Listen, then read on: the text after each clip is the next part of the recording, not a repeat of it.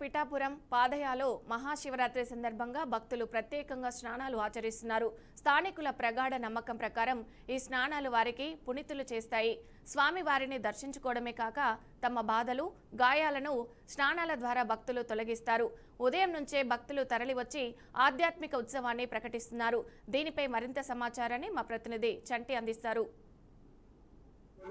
పాదగైలో స్నానం చేస్తే పుణ్యతులు అవుతారని భక్తుల ప్రగాఢ నమ్మకం ఆయన భావించవచ్చు. ఎందుకంటే మహాశివరాత్రి పర్వదినాలు పురస్కరించుకుని సుమారు 2 లక్షల మందికి పైగా, సుమారు ఒక రోజులోనే మొదటి రోజులోనే 2 లక్షల మందికి పైగా భక్తులు స్నానాలు ఆచరించి స్వామివారిని దర్శించుకునేందుకు అవకాశం ఉంది. మా ప్రస్తుతం మనం చూడవచ్చు పాదగైలో ప్రస్తుతం భక్తుల రద్దీతో నిండిపోయిందని చెప్పవచ్చు. ఇటు చూసిన భక్తులు స్నానాలు ఆచరించుకునేందుకు అయితే మాత్రం ఇక్కడ ఎదురు చూస్తున్నారు. అయితే ఎప్పటికప్పుడు ఎన్డీఆర్ఎఫ్ బృందాలు లోపలికి భక్తులు రానివ్వకుండా ఎప్పటికప్పుడు చర్యలు తీసుకుంటూ ఎక్కడికెక్కడ చర్యలు తీసుకుంటున్నారని చెప్పవచ్చు. అయితే భక్తుల నమ్మకాన్ని ఎక్కడికి హిందూ సంప్రదాయ ప్రకారం హిందూ సంప్రదాయ ప్రకారం ఎక్కడికక్కడ భక్తుల నమ్మకాన్ని ప్రారంభమవుతుంది. ఇక్కడ అన్ని ఏర్పాట్లు చేయడం జరుగుతుంది.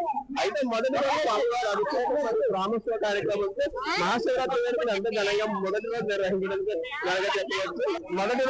మొదటి రోజులోనే సుమారు ఇంతమంది భక్తులు పాదగాయలు సందర్శించారంటే చరిత్ర చెబుతుంది. పాదగాయల పుణ్యస్నానాలు ఆచరించడం ద్వారా